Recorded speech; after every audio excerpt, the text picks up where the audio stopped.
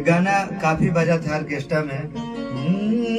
किया रे जादू जी चहल छुआवल छुअनी ना, बाबू साहेब के कवाहरी में अहिनी ना, तो कहे चढ़ो तड़ दहिया पफान के, अरे डोर नहीं खे जान के, तो नजरात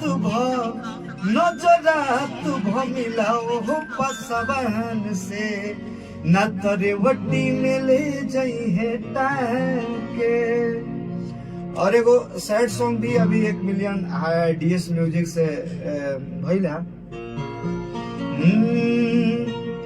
अरे जान बन के जान हो, अनजान बन गईलू, अरे हम के रुआ के दूसरा के, हम के रुआ के दूसरा के मुस्कान बन गईलू,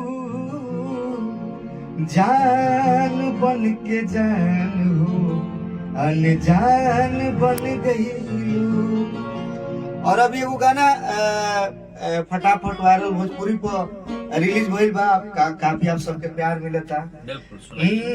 किया रे हम सुतब पैसा पे सुतब पैसा खाते, और यही तरह आप सब आशीर्वाद प्यार देत रही। आ दिल्ली जे भी कलकार आवता था भैया, हम एक बार कहब कि माँ वैष्णो रिकॉर्डिंग स्टूडियो में जरूर आई भैया के पास। और बहुत सारा तमाम छोटे भाई उज्जवल जी का अभी मार्केट में म्यूजिक धूम मचैले बा, बहुत जल्दी हमार भी गावल यहाँ के म्यूजिक का सुने के आप सबके मिली, और सही प्यार आशीर्वाद आप सब बनैले रही। जय। और मैं चाहूंगा जैसे कि पासवान लोगों के लिए आप एक ब्रांड बन गए हैं, तो ये गाना आपका था हितवा से मांग के ले जाला, वो बड़ा ही वायरल हुआ था वो गाना। जी जी। तो खुद मैं सुनता था उसके कई बार उस गाने को। मैं चाहूंगा अगर गाना वो याद हो, मुखड़ा याद हो, बिल्कुल बिल्कुल हमारे श्रोताओं को वाला एक सुनाइए। कि जवन राइफल चमकावो तुरा इशारा पर, कि जवन राइफल चमकावो तुरा इशारा पर, अपसवानी जी से ले जाला हितवा भाड़ा पर।